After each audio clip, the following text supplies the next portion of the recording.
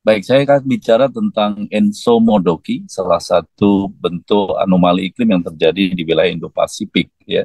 Jadi kalau kita bicara tentang Indo-Pacific Climate Modes yang mempengaruhi wilayah Indonesia, paling tidak ada lima, yaitu Diurnal Cycle, Maiden-Julian Oscillation, Monsoon, IOD, dan ENSO. Nah, saya akan bicara khusus tentang salah satu tipe ENSO yang biasa disebut sebagai ENSO Modoki.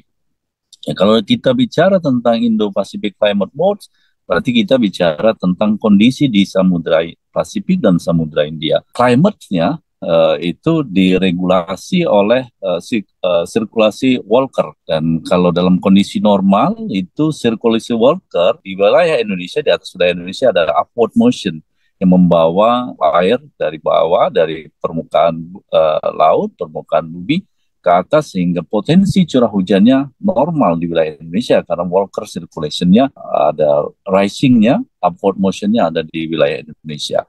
Itu dalam kondisi normal. Nah, pada saat terjadi El Nino atau La Nina, maka Walker circulation-nya sedikit terganggu, berubah dia. Jadi kalau dia kondisinya El Nino, maka rising-nya atau upward motion-nya tidak lagi di wilayah Indonesia, tapi akan berada di wilayah yang anomali temperatur permukaan lautnya lebih hangat. Di mana? Di daerah pantai timur Samudra Pasifik, jadi di wilayah Amerika sana. Sehingga di Indonesia terjadinya downward motion. Sementara kalau dia kondisi La Nina kebalikannya, dia akan menjadi lebih kuat. Trade wind-nya, angin pasatnya menjadi lebih kuat sehingga terjadi penumpukan massa air yang relatif hangat di wilayah barat Samudra Pasifik di atas Papua.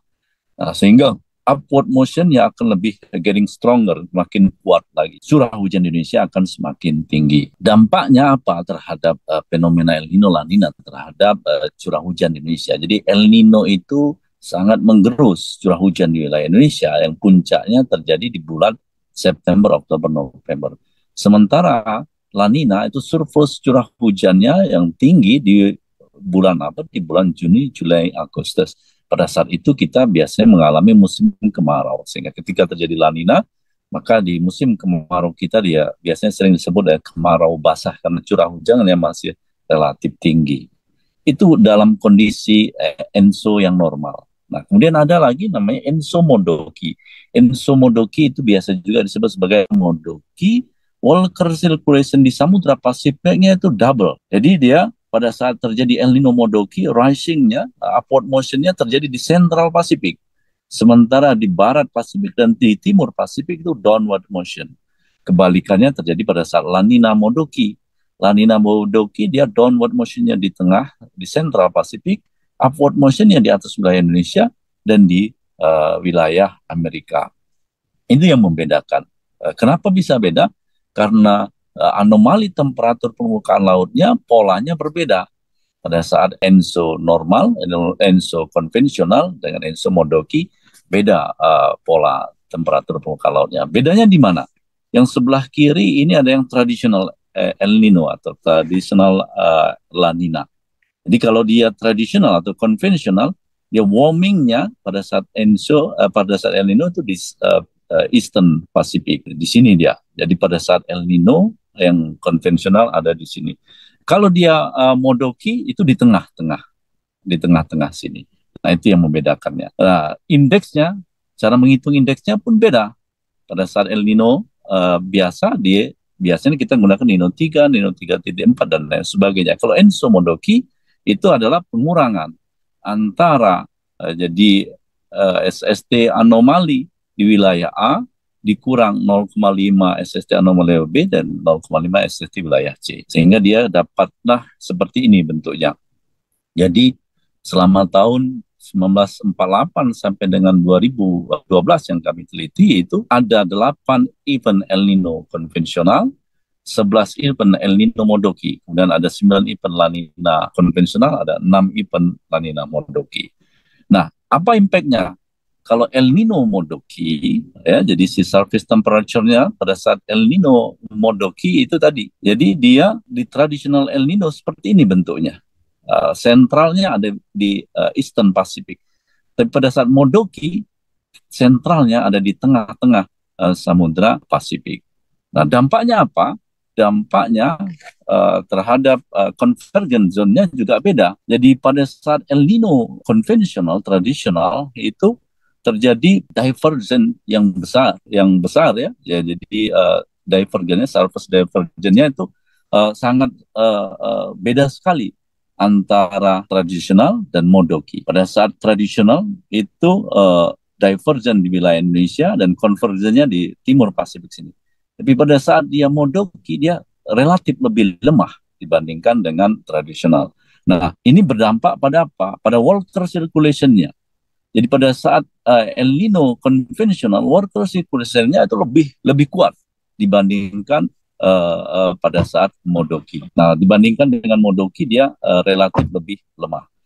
Jadi yang modokinya lebih lemah karena tadi temperaturnya juga tidak sekuat perbedaan anomalinya sekuat seperti pada saat El Nino tradisional. Ini memiliki dampak terhadap curah hujan di wilayah Indonesia. Yang atas itu pada saat El Nino konvensional tradisional, yang bawah pada saat El Nino modoki. Bisa kita lihat pada saat El Nino modoki itu anomalinya relatif lebih lemah dibandingkan dengan pada saat tradisional atau El Nino konvensional. Nah, ini perbedaan dampak dari El Nino tradisional dan El Nino modoki. Bagaimana dengan yang La Nina modoki? Jadi La Nina modoki juga tadi. Jadi kalau yang tradisional itu center dari anomali itu ada di Eastern Pacific. Sementara kalau yang modoki, center of anomali itu ada di Central Pacific sini. Ini akibatnya apa? Tadi convergent dan divergent zone-nya juga berbeda sentralnya. Ya. Jadi pada saat kalau tadi pada saat El Nino modoki itu relatif lebih kuat dari tradisional modokinya, tetapi pada saat yang tadi yang konvensional El Nino tadi, pada El Nino konvensional itu convergent zone-nya itu lebih kuat, convergent dan divergent zone-nya dibandingkan dengan El Nino modoki. Tetapi pada La Nina modoki justru kebalikannya. Jadi kita bisa lihat bahwa convergent dan divergent zone-nya di Central Pacific itu lebih kuat dibandingkan yang pada tradisional La Nina. Akibatnya apa? Akibatnya water circulation-nya juga lebih kuat pada saat La Nina modoki dibandingkan pada saat tradisional La Nina. Nah, ini memiliki dampak tentunya kepada apa? Pada curah hujan tadi. Jadi kita lihat di sini bahwa downward motion yang strong itu ada di Central Pacific, kemudian di wilayah Indonesia dia ada strong upward motion dan di atas Amerika di sini. Nah, ini akibatnya apa? Kalau Anda lihat bandingkan dengan tradisional La Nina, jauh berbeda.